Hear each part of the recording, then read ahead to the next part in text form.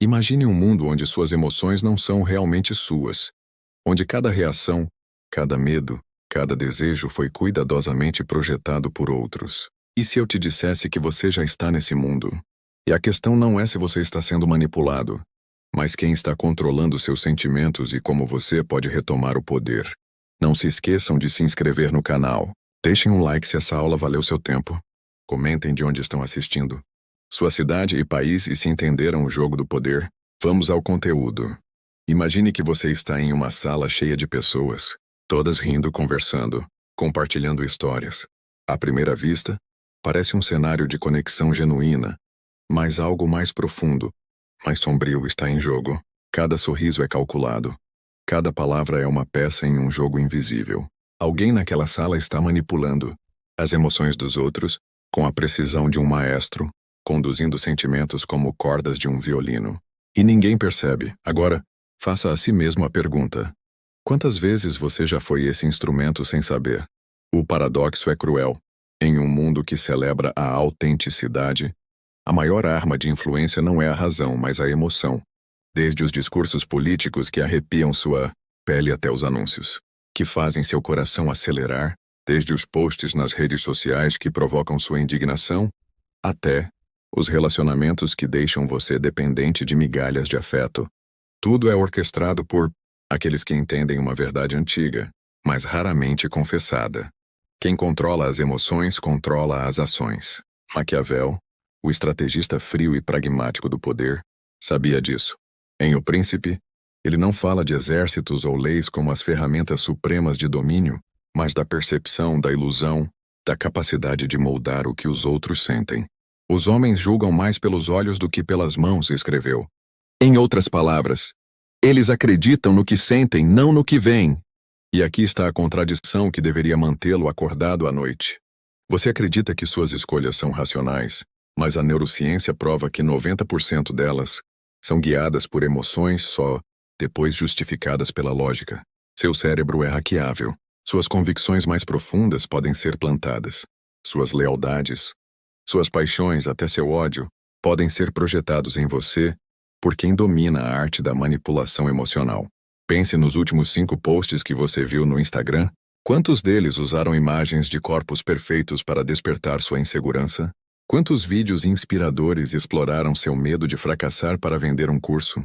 Quantas manchetes de notícias inflaram sua raiva para manter você clicando? Cada um deles é um movimento em um jogo onde você é o peão e suas emoções o tabuleiro. E então, a pergunta que corta como uma faca: se suas emoções podem ser usadas como armas contra você, por que não aprender a usá-las primeiro? Não se engane.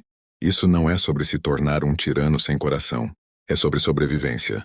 Em um mundo onde políticos, algoritmos, marcas e até pessoas próximas já jogam esse jogo, a única defesa é entender as regras. E a regra mais importante é simples.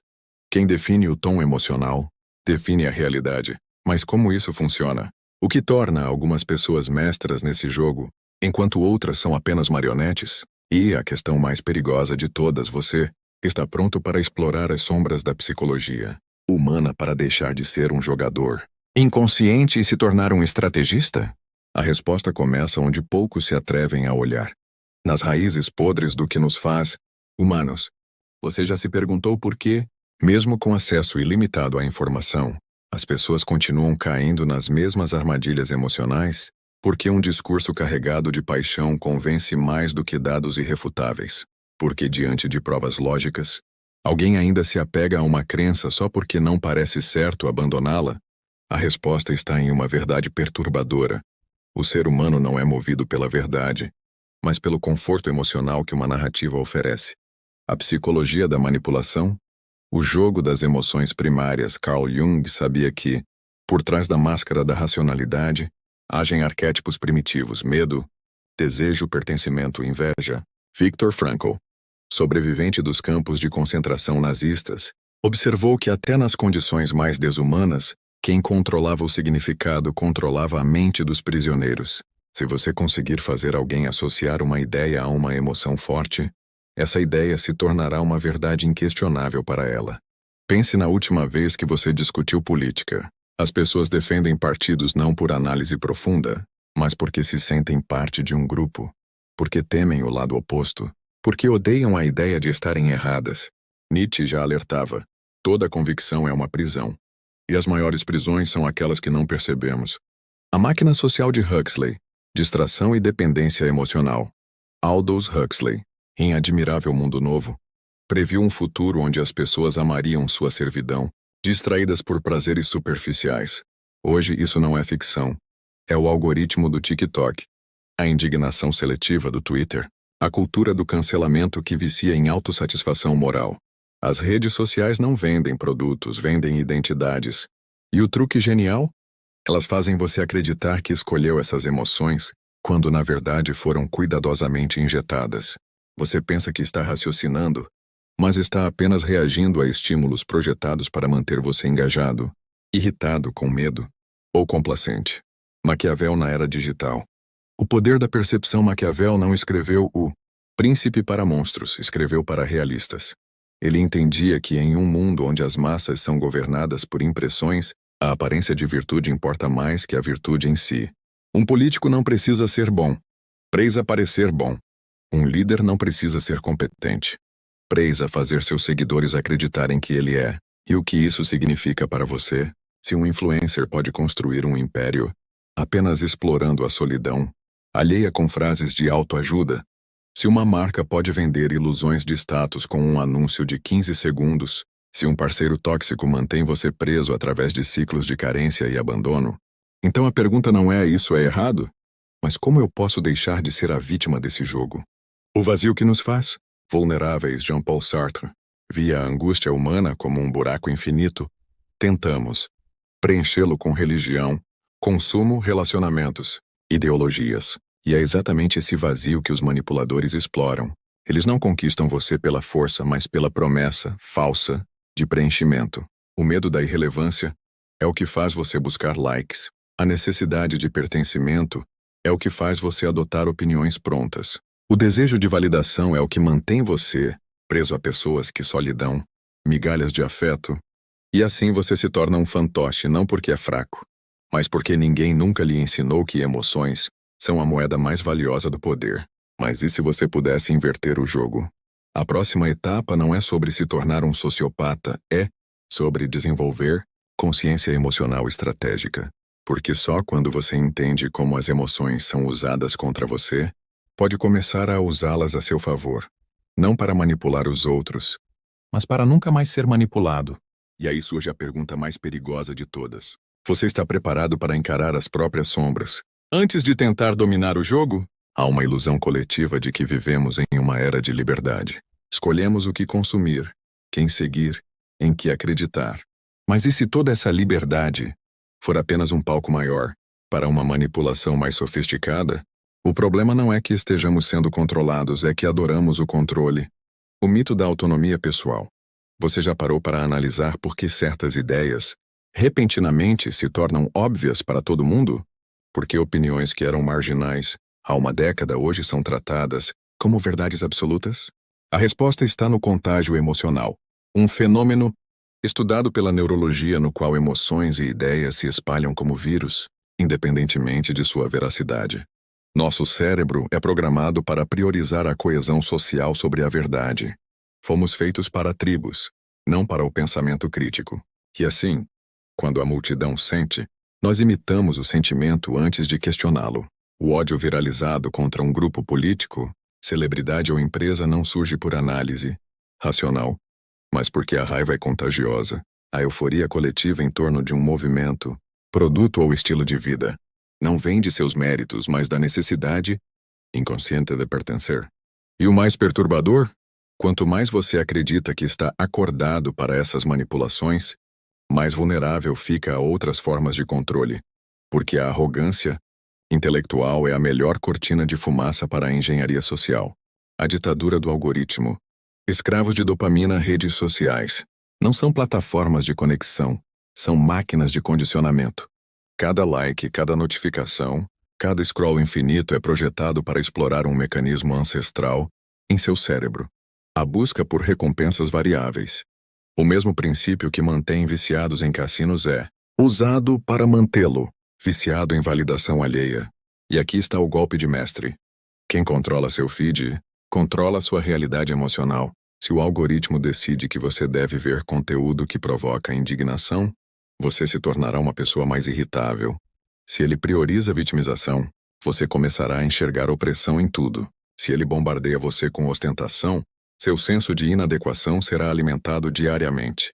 E o pior, você jurará que essas emoções são suas. A armadilha da consciência social.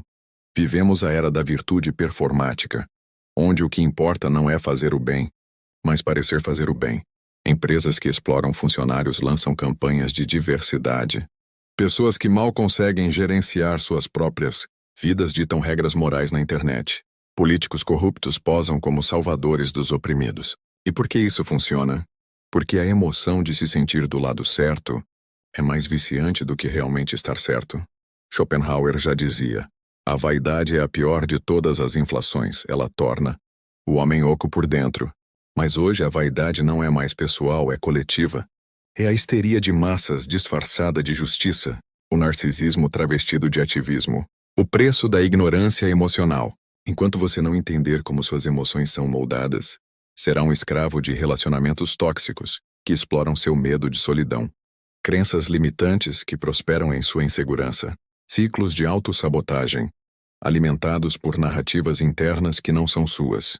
A manipulação emocional não é sobre o que fazem com você, sobre o que você não percebe que estão fazendo. Mas há uma saída, e ela não está em fugir das emoções, mas em dominá-las antes que dominem você. Você já sentiu que está sempre um passo atrás, reagindo em vez de agir, seguindo em vez de liderar? A verdadeira liberdade não vem de ignorar as emoções, mas de compreendê-las com uma clareza tão fria que nenhum manipulador, de políticos a algoritmos, de parceiros tóxicos a patrões abusivos, consiga tocar seus botões internos sem sua permissão. O poder da observação radical. O primeiro passo para escapar da matrix emocional é desenvolver o que os estoicos chamavam de prossoché, atenção absoluta aos próprios processos mentais. Quando sentir uma emoção intensa, raiva, euforia, ansiedade, pare. Pergunte-se: isso está vindo de mim ou foi plantado aqui? Rastreie a origem. Um título sensacionalista? Um comentário passivo-agressivo? Um post calculado para provocar inveja? Arthur Schopenhauer afirmava que a maioria das pessoas não quer ver a realidade, mas apenas sua própria versão confortável dela. Você deve se tornar a exceção. Domine a arte da não-reação. Os maiores manipuladores da história, de líderes de seitas a ditadores, tinham uma tática em comum. Provocavam reações imediatas para controlar o ritmo do jogo. Treine-se para atrasar respostas emocionais.